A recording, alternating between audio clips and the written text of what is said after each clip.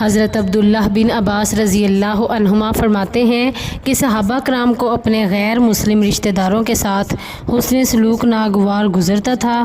تب یہ آیت نازل ہوئی۔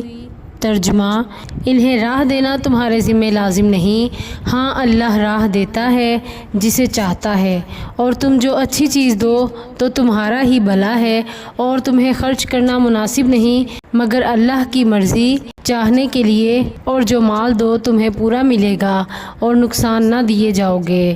چنانچہ اس آیت کی وجہ سے ان کو اپنے رشتہ داروں کے ساتھ حسن سلوک کی رخصت دے دی گئی۔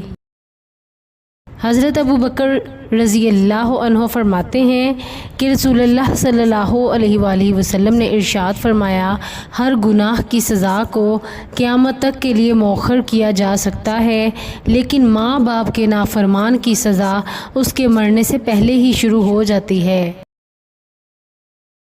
حضرت عبداللہ بن عمر رضی اللہ عنہما فرماتے ہیں، نبی اکرم صلی اللہ علیہ وآلہ وسلم کی بارگاہ میں ایک آدمی آیا اور کہنے لگا، یا رسول اللہ صلی اللہ علیہ وآلہ وسلم، میں نے بہت گناہ کیے ہیں، کیا میرے لیے توبہ کی کوئی صورت ہے؟